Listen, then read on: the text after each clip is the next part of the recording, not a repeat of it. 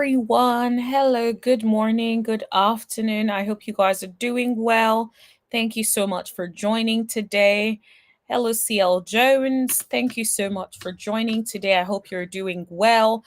I'm just going to give you guys some time to come in. So I'll just put the countdown on for 1 minute to give you guys some time to come in, please. Please hit that like button as you guys come in.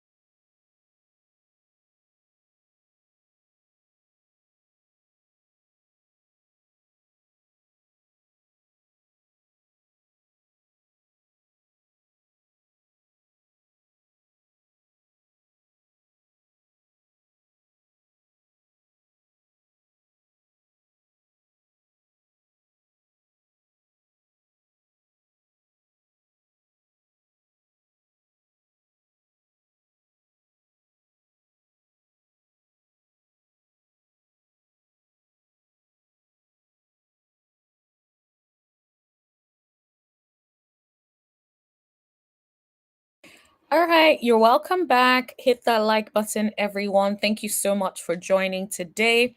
So, I really wanted to talk about Carlos King. So, Carlos King went over to Dish Nation. As you guys know, he's trying to promote the new season of Love and Marriage Huntsville. And so he went over on Dish Nation. He had quite a few things to say. So I do want to get into some of the things that he had to say specifically about the season, about Kimmy and Maurice. And I also want to talk about the update in relation to Jackie's daughter. So from Basketball Wives, for those who may not know. So I want to get into all of that today, but hit that like button as you guys come in, please, and thank you. Okay. So let's do the Love and Marriage Huntsville stuff first. So Carlos King, of course, as I said, was pitching or talking about Love and Marriage Huntsville. And interestingly enough, he mentioned the whole having a baby on Destiny when they were dating. My thing is, it did not seem like a serious relationship at all. I don't think anyone took it seriously. I don't even think Destiny took it seriously because she was out here practically interacting with other people, talking about other people in front of Lance's family. So I never got the impression that it was like they're locked in or anything. So I personally just think it's given storyline, in my opinion. This is just my personal opinion. It could have been true about her finding out on the internet, but I feel like her and Lance, I don't get the impression that they were actually actively in a serious thing. I think it was more like drive-bys allegedly, because he wasn't exactly claiming her, she wasn't claiming him either. So it's like, I don't understand why all of a sudden there's a storyline that Lance had a baby on Destiny whilst they were dating. It's almost like they're trying to bring the whole Martell having a baby with Arian storyline back, and trying to sort of like pander to the viewers a little bit, to kind of try to make it okay. At least that's the impression that I get from it. So for me, I'm not falling for the shenanigans, because I'm just like, it seems like recycled storylines all over again. I know like a lot of people are like, oh, this new season is refreshing, because I've seen like quite a few people saying the new season is refreshing and things are going well. I have a completely different perspective on that personally. I don't necessarily feel like it's going well as people are saying. I feel like this season feels like a recycling of old storylines in a way in which it is made to seem like, oh, it's new and fresh, like the whole Lance and Destiny business. I'm not falling for that. So that is one. I think the other thing that I thought was interesting was that he was talking about how he feels like the most explosive couple this season would be Kimmy and Maurice. First of all, we know enough to know that they give nothing, in my opinion. And even when they are on our screens, all they talk about is sex. That is all they talk about, right? I don't know if we can talk about that over here on YouTube, but all they're talking about is, interactions, right?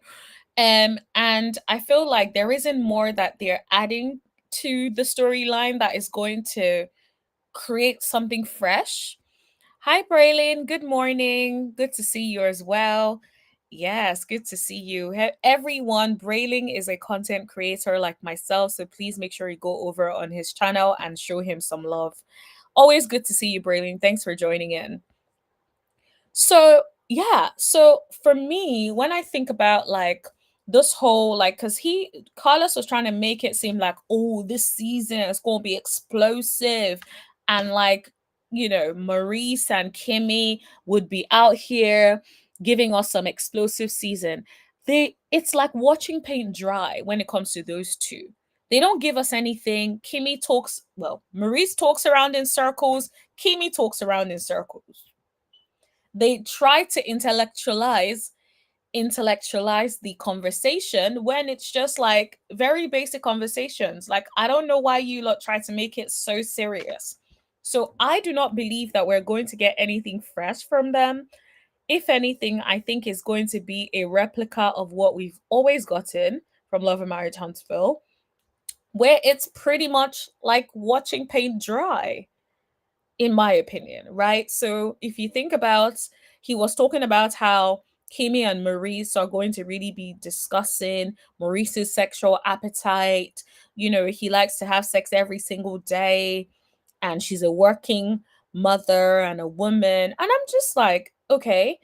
And doesn't that storyline remind you of a storyline we've already discussed in the past? Oh, wait. Absolutely. This storyline has been discussed, has been washed, has been run through. So it's like, why are we bringing the storyline back again like it's something new and fresh that no one has ever talked about before? And it's ridiculous because there was a whole season of it when he was talking about this when she had cancer. So it's like, okay, so now she is fully healed, and now you want to bring back the storyline of sex? Like, is it that you guys don't have anything else? So now we have to endure a whole season of Maurice and Kimmy talking about their sex life. Like, I'm not ready for this. And I'm just like, this is just a testament of how they do not have dynamic people on the show. For me, I feel like the fact that you can't come up with better storylines, and when you go on somewhere like Dish Nation to promote the season, you're very excited to talk about how the big thing is that they're discussing their sex life. It's like, are we serious? So that's the biggest storyline that you got out of the whole season? If that's the biggest storyline they got out of the season, then that is a problem. They have some serious issues.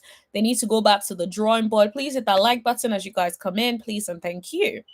They need to go back to the drawing board because it's like, how is it that sex is the only conversation that you lot know how to have?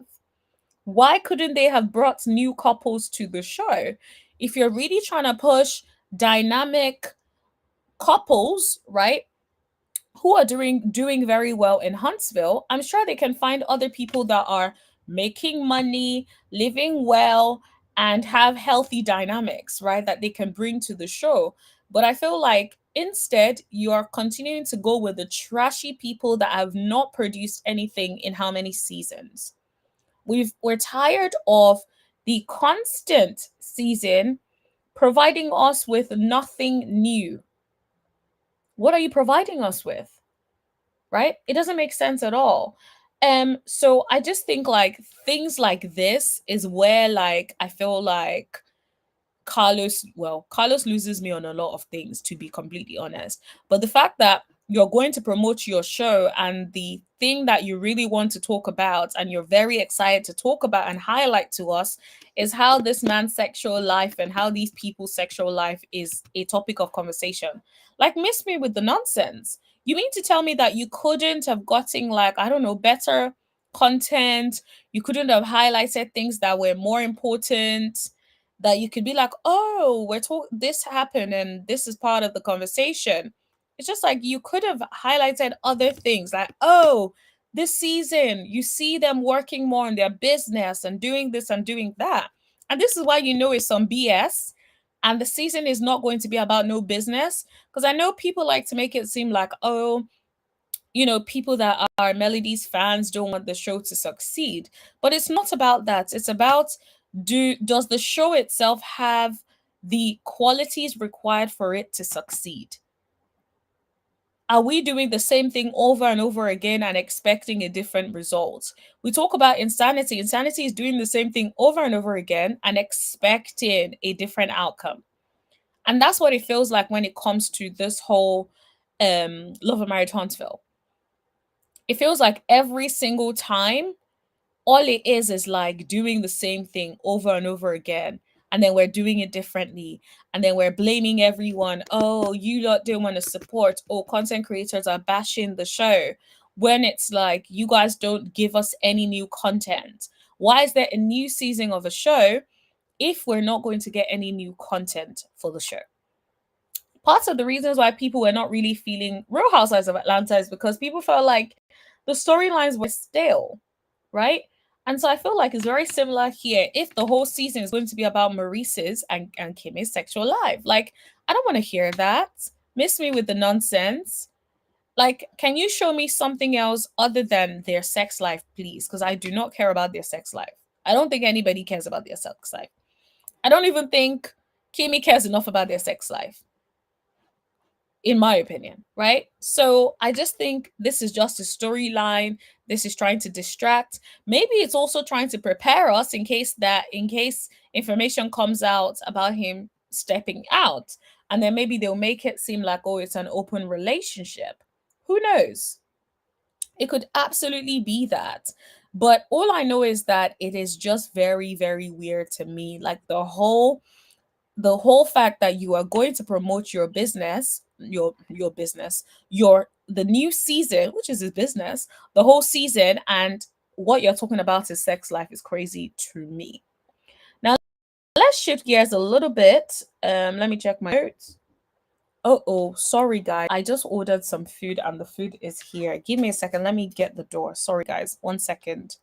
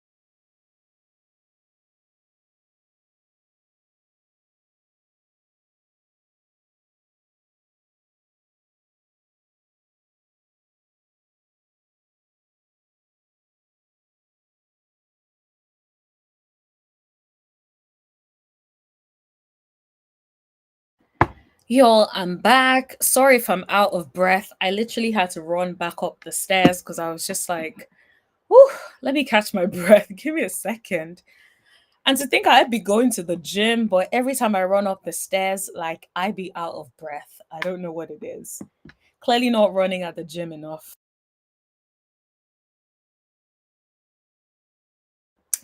All right, let's get back into it. Thank you so much for your patience. Your girl was just really hungry, so I ordered food. Don't worry, I'm not going to be eating whilst I'm on this. I'm going to wait until after this to eat my food. All right, so my thing is, right? He then talks about how he feels like they can just schedule it in the calendar. I'm like, this man wants to have sex every single day. Did it occur to you that maybe there is a multiple times a day as well? Did it occur to you that maybe something else is going on and that needs to be verified and that needs to be checked, diagnosed? Maybe perhaps that is something that should be checked, looked into, because it's like, if it's a reoccurring storyline, then he is clearly not um sexually satisfied, right? And that's not to say Kimmy isn't sexually satisfying him. It just means that he, what for whatever reason, has a huge appetite that is not being satisfied, right? So my thing is like, why do you have those appetites? Are these some of the things that are going to be explored properly? And will we be seeing some counseling and him working through those issues, as opposed to us seeing Kimmy telling him, "Oh, I'll put it in the calendar," or some nonsense like that? So, anyways, I'm already bored about the idea that this is what we're going to be watching for the new season of Love and Marriage Huntsville. And it must be a huge part of the storyline if that is all he decided to highlight to us. The whole Destiny and Lance thing. So they're going to milk that. And then the whole sexual calendar and sexual appetite that Maurice has. What a ill, disgusting. Just the idea of it, I find disgusting. Anyways, so my final thoughts on that, so we don't beat the dead horse, is I will be watching, we'll see, and I will come over here and talk about whatever it is that comes up if I feel like it's interesting enough. If not, if you all see me like completely act like I didn't see it, that's because there's nothing to say on the issue. But yeah, guys, I can see a lot of people just came in. Please hit that like button as you guys come in. Really appreciate it. Good morning. I hope you guys are doing well. All right. So, one last thing that I wanted to mention on that really got me thinking. Carlos is who we think Carlos is, in my opinion, right? Carlos was basically asked his favorite storyline. And he basically then said that the whole Portia and Shamia thing was his favorite storyline because he likes when real conversations are taking place. I'm like, pause. I don't know anybody that would feel like that having two friends that have known each other for such a long time, battling through it on TV is a favorite storyline. I don't know, not one person. So I'm just like, why? Especially knowing how bad it's gotten. And to say something like that, I was like, dude, wow. There is no heart there. At least that's what it feels like, or maybe the drama overshadows anything called heart. Because that's what it absolutely feels like. Now, let's shift gears a little bit from Carlos King and let's talk about the update on Basketball Wives drama. So, let's talk about this. Okay, so Chantel decided to enter the chat, right? So now it's Chantel versus her sister. And Chantel says, wait, hold on. Aren't you the same daughter that pulled a nut? Ooh, on Jackie? Okay. So first of all, guys, I'm seeing this for the first time. And yeah, so we've done it as a PDF, but like I haven't actually read the stuff. So I'm reading it for the first time with you guys on. So if I pause, that's initial reactions. So I don't want to say the word NIFE because I don't know if that's I don't want no issues.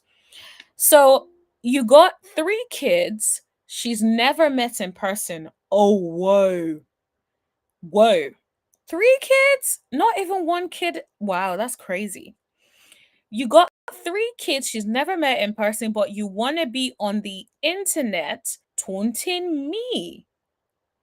Wow. Girl, tell me you have Stockholm syndrome without telling me you have Stockholm syndrome. You should leave me alone. Wow. Okay. That is some crazy ish because if she pulled out a and then had the audacity to be saying like, oh, you were disrespectful to mommy. Girl, you lost all the rights to be able to say she was disrespectful because your A was disrespectful pulling a knife on your mother. So this is why I feel like people need to stay out of other people's business, because just because it was your experience and it wasn't your sister's experience, you should have just stayed out of it to carry. Because now you've entered something that doesn't concern you, trying to take up for your mother, and now see where it's ended. It's ended up with you, like us now knowing that you were part, you literally pulled out something on your mom. And my question is like, I know like a lot of us are like, Jackie, is in the right with Chantel, absolutely, in terms of her, Chantel pushing her mom and then her mom punching her. Fair enough, because to me, she threw the first punch by pushing her. If you push me, I cannot control how I would react. Reflexes at that point, right?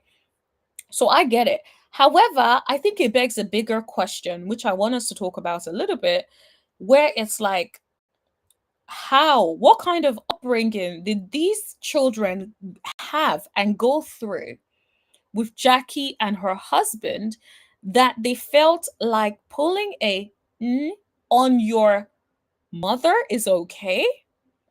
Pushing your mom is okay? And this is why I feel like a lot of things have happened that we don't know anything about. We do not know nothing about it. But of course, some deep rooted issues. Because let's be clear, right?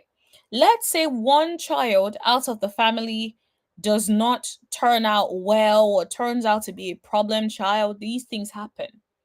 But you don't have a relationship with two of your children, and there have been such disastrous encounters like this for me begs the question, what kind of toxicity did these people live in? What kind of toxicity did these people experience? It may not be directly their mother, it may be directly their mother and their father, right? But it may not be just that. It may be like, maybe when their mother left them over with certain people, what was happening to these kids, right? Because I can't imagine in my wildest dreams pulling out a weapon on any of my parents. Never in my wildest dreams. I can't think of ever shoving, pushing, unless you push me. If you push me, then I'm gonna push you because get out of my face. However, I cannot imagine pushing nobody, right? And me instigating that, right? Now, we did talk about, I think she genuinely thought her mom was going to hit her, and that's why she shoved her, that's why she pushed her. But I think there's a huge level of concern here. Hello, sugar. Good morning. I hope you're doing well. But I feel like there's a huge level of concern here, where it's like, what did these children experience as children? And I feel like Jackie has some accountability that needs to be shoved her way. It's like, what has happened? Was it a toxic environment that you provided for the children? Did you put them in the hands of people who did things to them? Did you, like, what happened? These are just questions, by the way. I'm not saying it as a fact. Let's just be clear, right? These are questions that I have, because it's like, how can a child decide to pull out a weapon on you? For it to get to that extent, that's some crazy ish. The fact that your daughter has 3 children that you have never met is also problematic. So it's like, what happened? What happened? And what responsibility are you taking in the demise of the relationship? Because you must have some responsibility as well. There is no way these 2 women, don't get me wrong, we've talked about how Chantel was wrong for pushing her mom. I will ring it and continue to say it until the wheels fall off, right? However, I feel like, on the other hand, there is some accountability that can go to Jackie, because this is some crazy ish. 2 of your daughters, two of your children. We don't know whether the other children have qualms with her. We don't know. But two, one too many. Right? If it was one person, you can say, okay, maybe there was a problem child, blah blah blah, potentially maybe, but two, if there were two problem children, then it's like, okay, what kind of environment did they grow up in? And I don't want anyone listening to feel like, oh, I'm trying to like come for people's upbringing. No, absolutely not. Y'all don't even know what kind of upbringing I had or whether or not I had a good one, right? My point isn't even that. I'm just thinking, I'm trying to challenge us to also think about it from the perspective of these children. There is something that they have encountered and experienced that makes them feel it is okay to push their mom, that makes them feel that it is justified to pull out a knife on their mother. Right? So we can't give them all of the accountability. There has to be some accountability to the parents as well, husband included. There has to be some accountability to go around for everybody. Okay, let me flip. And then Chantel says, all right, there it is. The jealousy bug bit you. Now that all makes sense. Maybe you should have been messing with the prospects. Oh, then you wouldn't be in the situation that you are in. I feel like this is missing a little something. Okay, do you know what? Let me go quickly on the Bravo Shade Room directly and see, because it feels like it is missing something. It feels like it's missing something. Let's see. Because it's not landing well, and I feel like there is something I'm missing. It's not in the right order, I think. Okay. Let me share this tab instead. 1 second.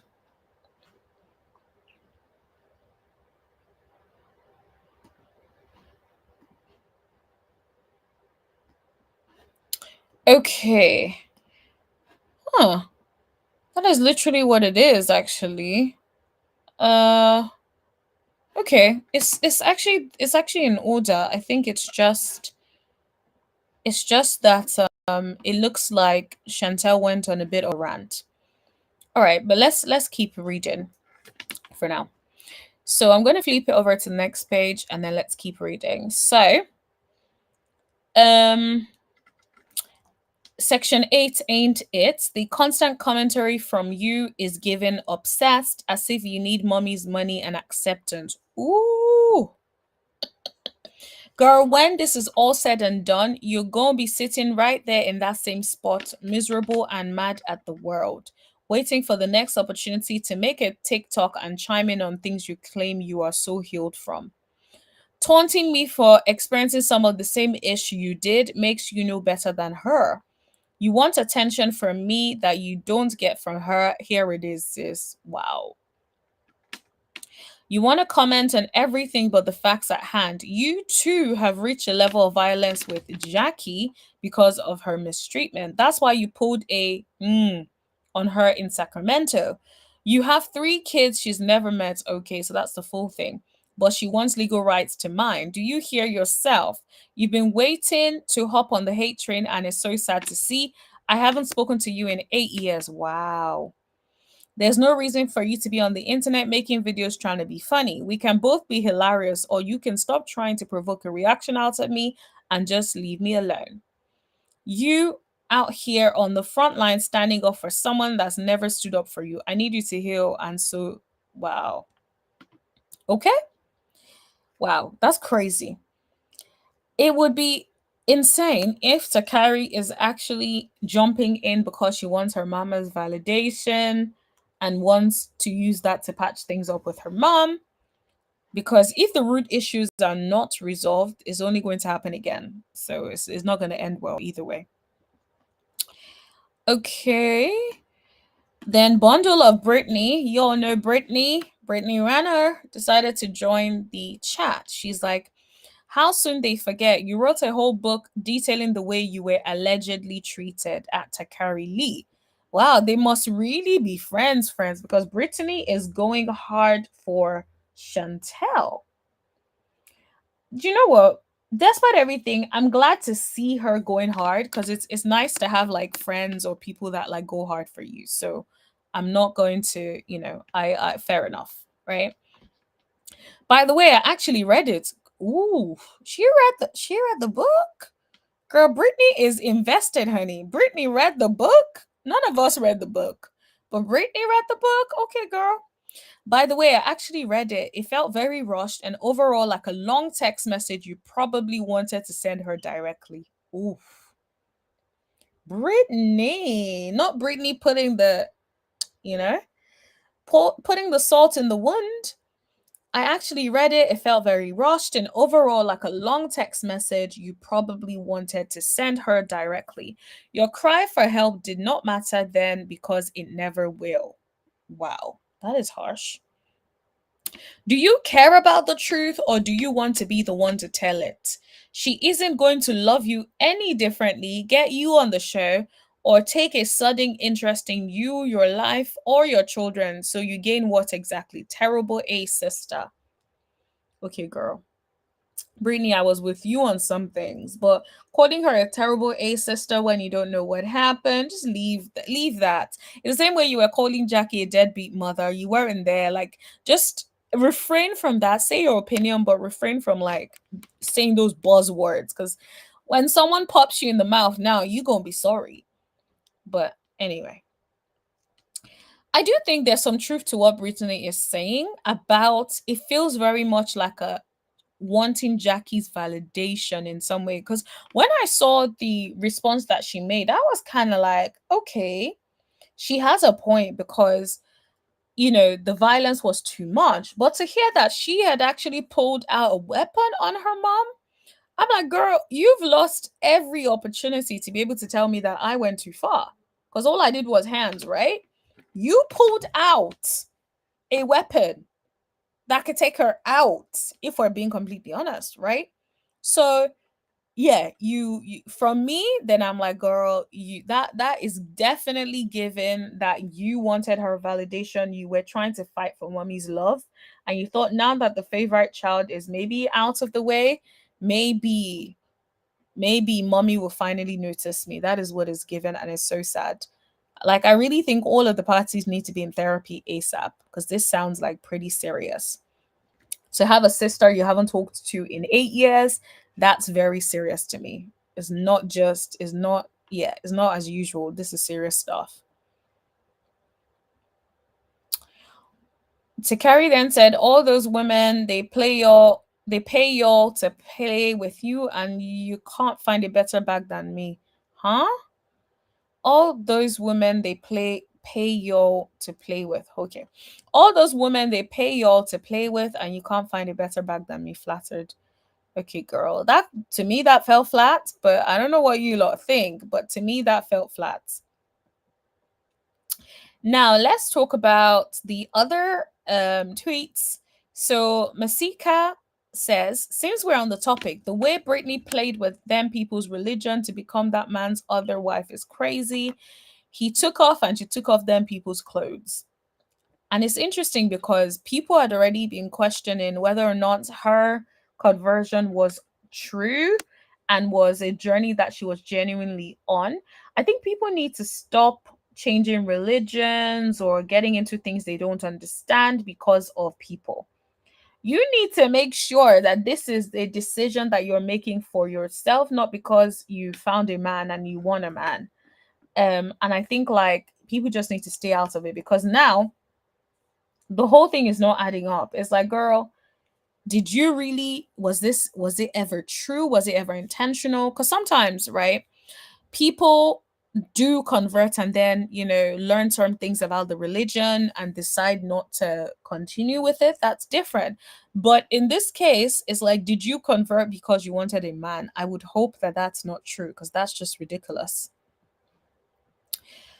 All right. Brittany says baby mama 3 who faked a napping to promote their irrelevant OnlyFans. Since we're on the topic, religion is not exclusive. I never signed up to be one of several people are allowed to change their minds, and plenty of relationships are meant to be, but not meant to last. By 40 and fried. Oh, okay. So, Britney is letting it be clear that she is allowed to change her mind, and she absolutely is allowed to change her mind. Nobody is saying you have to stay in one thing. I think people are just questioning what your motives are to changing to that religion to begin with. People feel, and I'm speaking for the people, but people feel like she changed because she wanted that man, Kevin. And now that Kevin ain't with her, or she ain't with Kevin, she decided to jump ship. Now, I don't know what the truth is. What I do know is that she is no longer a Muslim. And as she said, she has changed her religion. Okay? And you are allowed to change religions. Now, you guys, let me know what you guys think of all of the topics that I've shared today. Your girl is tired and hungry, so I need to go eat because that will be my first meal today. And it's already like past lunchtime for me, so I got to go eat really quickly. If I have more energy and like something interesting happens, then maybe I might come back live and kick it with you guys for Friday night. um but if not, I will have to see you guys later. But make sure you turn on all your notifications, just so that if I decide to do like another impromptu live, sometimes we be having like really fun impromptu lives. So just make sure you turn on your notifications in case I come back. On that note, I'm about to go eat some grilled fish, some plantain, and some really spicy sauce. So I will see y'all later. Have a wonderful day. Thank you.